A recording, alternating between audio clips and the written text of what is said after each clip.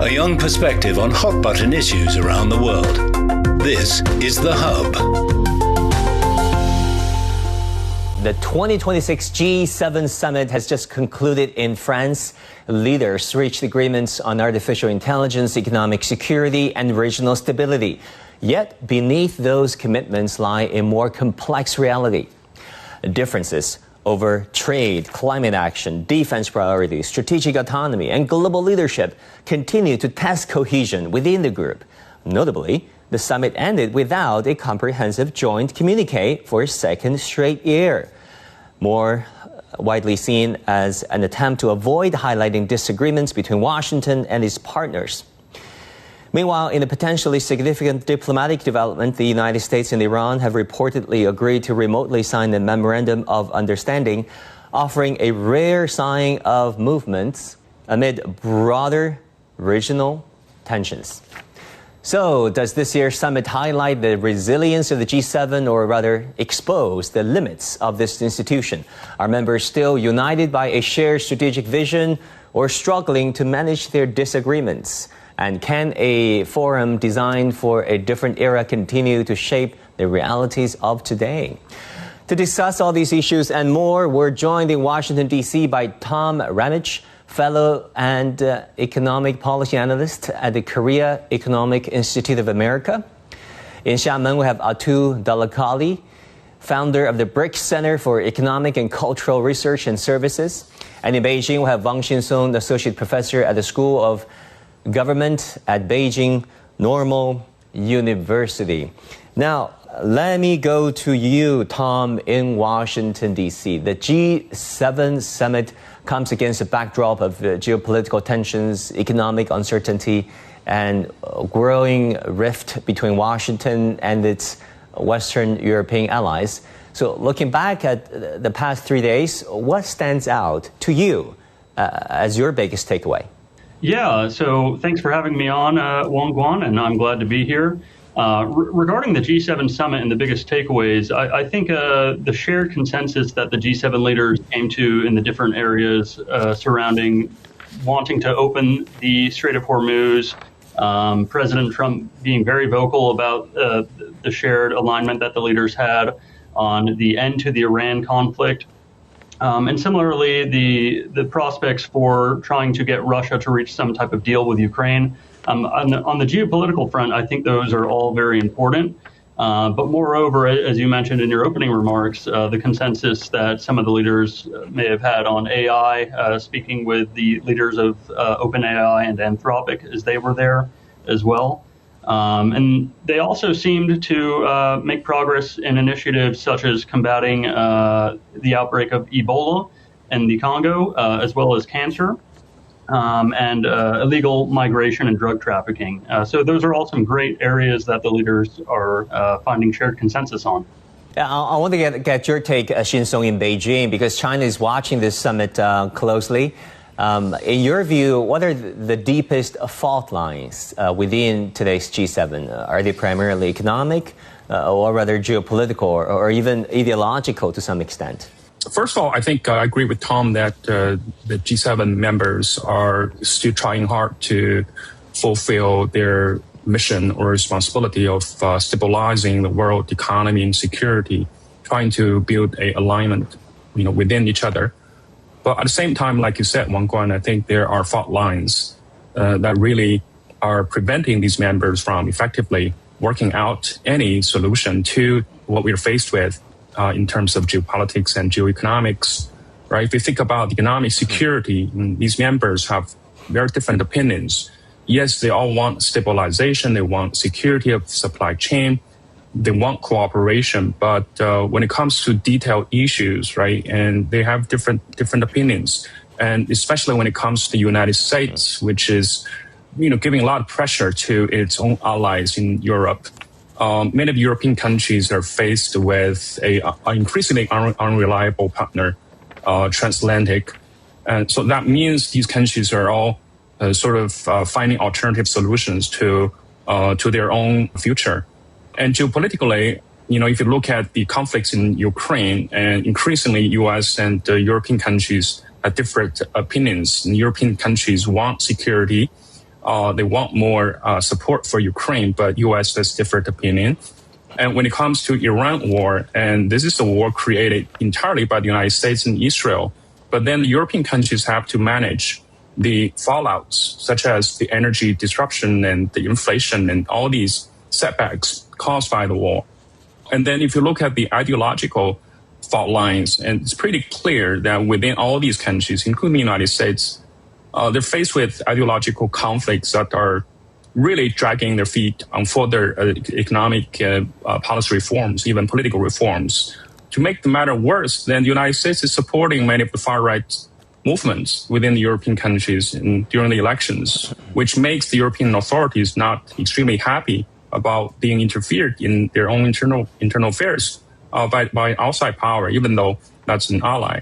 So if you look at these fault lines, yes, on the surface, they're trying hard to create a sort of coherent image to the outside world. But if you go underneath the surface, you see a lot of fault lines over there. Yeah, I mean, you cannot sweep the things under the rug for forever. Now, Atu in Xiamen, let me ask you about this. It started as G8 some 20 plus years ago, and now Russia was, eliminated from this group. It's G7, but 20 years ago, G20 came about, and many argue that new institutions such as G20, BRICS, SCO have come of age. So how do you see the merits and the utility of G7 at this day and age, especially when it comes to global governance, not just the governance of the few? Thank you so much. Over the past decade, the G7 has undergone a fundamental shift. A decade ago, the G7 could set the global agenda on trade, finance, and climate with relative autonomy. Today, its GDP share has dropped from roughly 50% to under 30%, while the BRICS Plus bloc now rivals it in output. Consequently, the G7 no longer dictates outcomes. It negotiates around them. I think the 2018 trade dispute was the final rupture point in the G7. After every new crisis, they now issue lowest common denominator communiques that are intentionally vague, betraying an inability to reconcile domestic political imperatives with collective pledges. A decade ago, G7's economic decline was a future projection. Wang Guan, today it is a present reality, with China, India, and the Gulf states holding critical sway over global energy, debt relief, and manufacturing. The G7 can no longer enforce compliance like it used to before. Finally, the biggest internal change is that domestic polarization now dictates G7 foreign policy.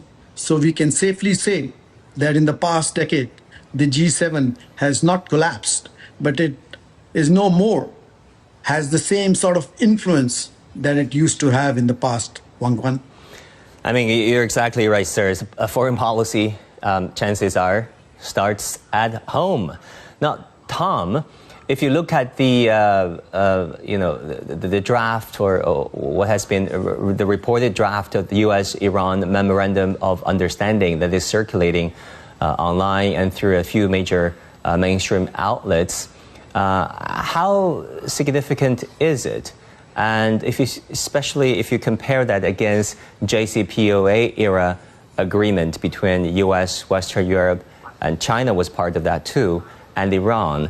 How is this current agreement fundamentally different from the agreement of the past, considering all the bombings of the Iranian society? Well, Wang Guan, I do think it may be too soon to tell. I think that during President Trump's press conference, he was very adamant about his success in making sure that Iran would never secure a nuclear weapon as a result of this agreement. If I'm not wrong, I believe there's still 60 days for it to really go into final negotiations. But the fact that they did sign something at Versailles is a very good sign for not only reopening the Strait of Hormuz, but also ratcheting down global tensions or tensions in the Middle East altogether. As for how it may differ from the JCPOA agreement, which was under President Obama, I think President Trump was, again, very vocal that he believes it to be a better deal. It remains to be seen to what extent that may be the case, considering the conflict is still very fresh. And President Trump also continued to make threats that he would attack Iran again, depending on how things go with this. So I think we're still going to have to wait on how it turns out. Yeah, but other than Iran, there has been a moment that came to mind, a photo, to be exact, that came to mind in the history of G7.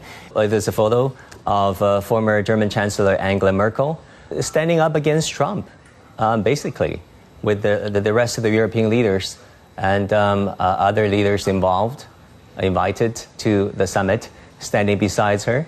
It's an iconic moment. Showing the German Chancellor Merkel standing up and confronting then President Donald Trump and now President again. What do you make of that moment, especially if you compare that against Washington's current approach towards its allies in Europe?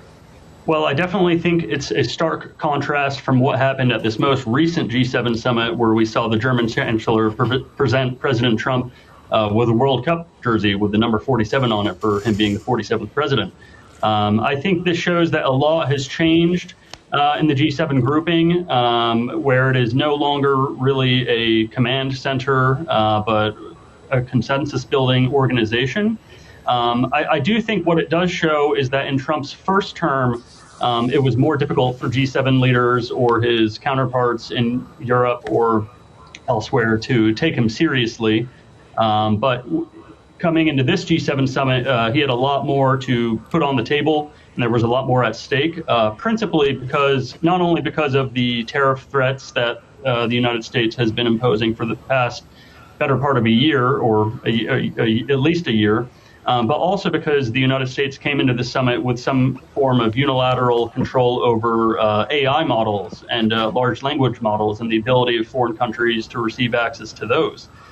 So those two things together, combined with the security situation in the Middle East, I think made it a lot different from his first term 2018 summit, in which there seemed to be more contention between the leaders, and in which President Trump refused to sign or endorse a joint communique based on clashes between leaders. I mean, talking about the jersey, the team Germany jersey presented by Chancellor Merkel to Donald Trump, number 47. I mean, there was a lukewarm response. I mean, Trump was courteous, he was grateful, but we all know that it's also diplomatic. It's a lukewarm response, as noted by some, to the jersey, right? Now, Xin-Song, French President Emmanuel Macron was sitting next to Donald Trump.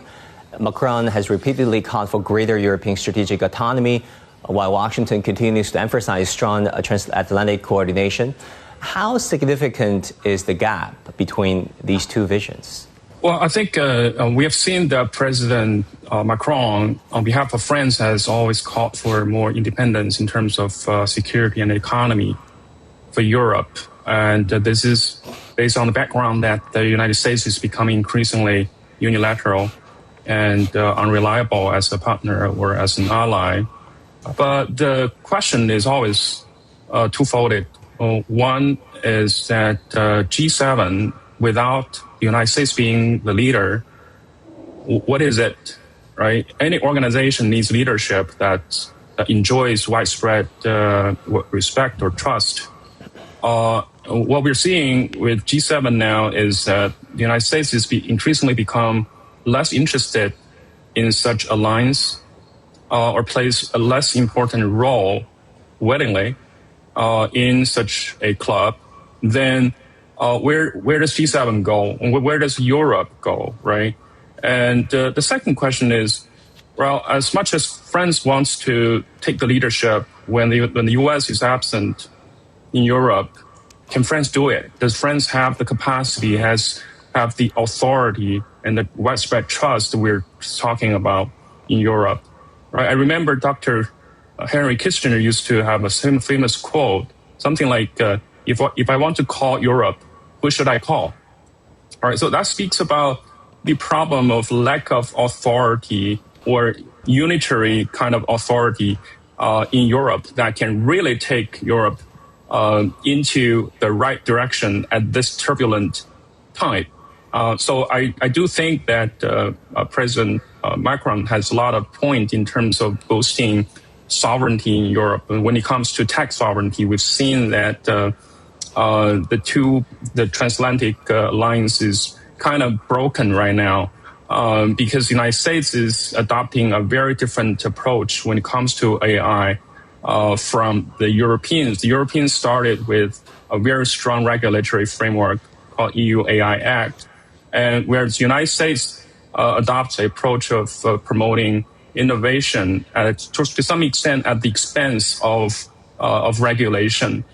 But increasingly, I think the Europeans find that if they continue to adopt a very strict regulatory framework, their innovation is going to suffer a lot. And in fact, the European firms have very much dependent on the American firms for technologies. And when it comes to infrastructure like chips and cloud services, and also when it comes to LLMs, all these major foundations of artificial intelligence are very much in the hands of the United States, which makes Europeans very, very nervous. That's why they have recently released CHIPS Act 2 and other industrial policies in order to boost the European tech sovereignty.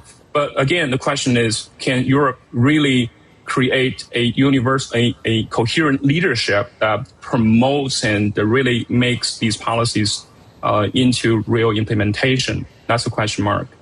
Yeah, I mean, who do I call question asked by Henry Kissinger remains unanswered today, especially if you think about Brexit, if you think about a French presidential election coming up soon. Now, the G7 was established in 1975 when its members controlled roughly 70% of the global nominal GDP. Now, things have changed dramatically. According to IMF, decades later, the global landscape has shifted beyond recognition. As of 2026, the G7's share has dwindled to approximately 44%, as you just mentioned, in this nominal GDP terms, less than 28% when adjusted for purchasing power parity. That is also according to IMF. How do you interpret this contrast? I think the GDP is a very relevant thing to benchmark the whole thing. And the G7 shrinking GDP share absolutely makes it less representative of the global economy today. As you very rightly said, in 1975, it had a GDP of 70% of the global economy. It meant it also controlled the global savings, consumption, and currency flows. Today, while its share has dropped to below 30%, if we calculate on PPP basis, but it still controls over 60% of global foreign exchange reserves and nearly 80% of the global financial system's SWIFT transactions. Meanwhile, emerging economies like China and India generate massive growth, but their currencies, bond markets, and banking system remain peripheral to global finance. So the G7 is becoming less representative of where growth happens, but it has not yet lost its structural veto power over the rules of the game. The G7 does not include China, which is the world's second largest economy, India, which is going to be the third largest economy, Brazil and Indonesia. Yet these countries now shape global energy demand, supply chains, and climate emissions. The G7's fundamental problem today is not its decline in GDP. It is its failure to evolve into a coalition that shares power rather than just managing its own decline. We are transitioning to a multipolar world where the old order hasn't dissolved. It has simply been ring-fenced.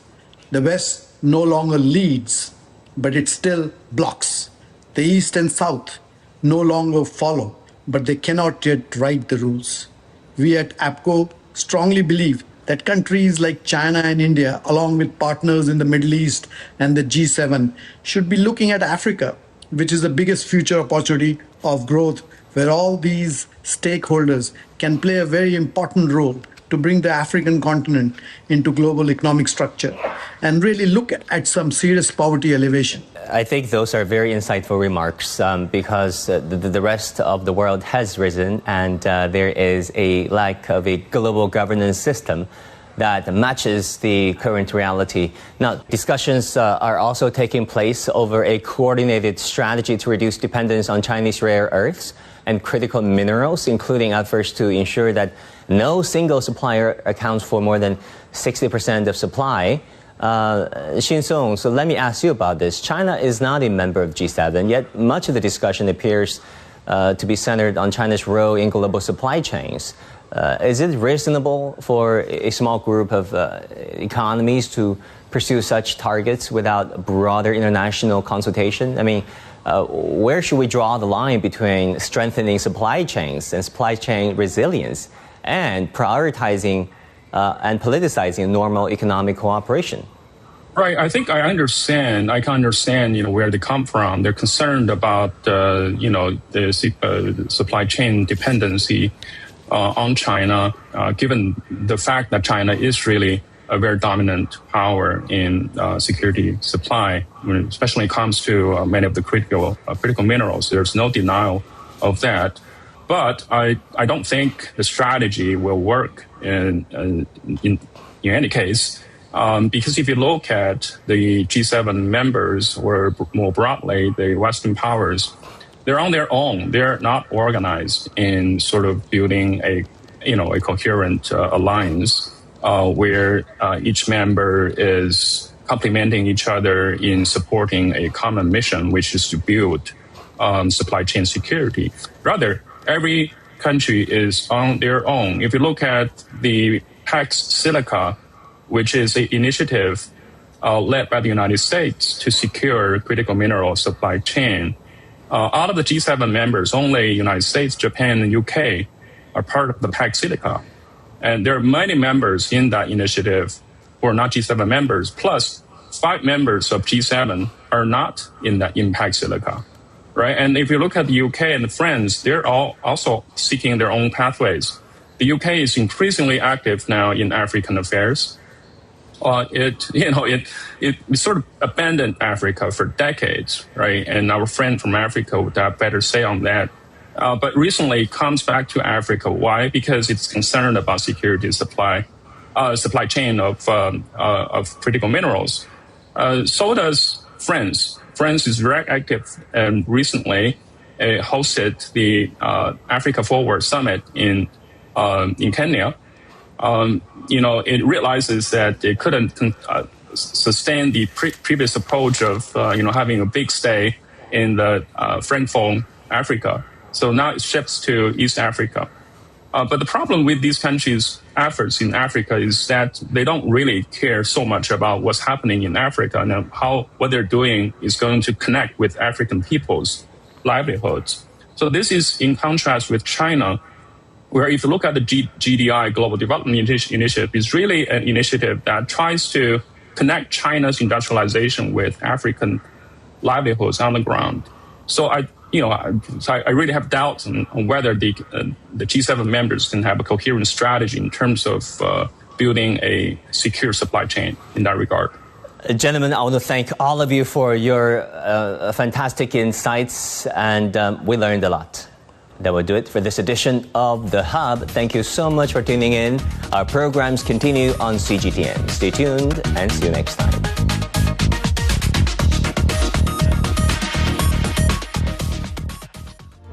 I cannot marry you while your mother regards me. Step into the world of timeless elegance with Mrs. Spring Fragrance.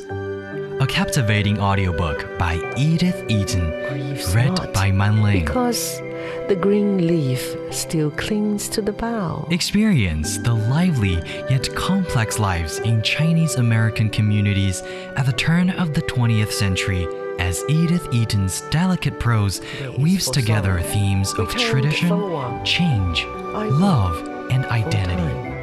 Forget all that belongs to the joy of life. Follow the journey of Mrs. Spring Fragrance and witness the struggles and fights of those living on a rapidly changing exotic land while holding on to their cultural traditions, or more importantly, to their He identities. could hardly believe that his daughter was seriously opposed to becoming the wife of such a good-looking, prosperous young merchant as Wang Ling. Join Books and Beyond for Mrs. Spring Fragrance. Let the stories come to life in your imagination. Subscribe to Books and Beyond for free on your favorite podcast platforms or log on to radio.cgtn.com for more.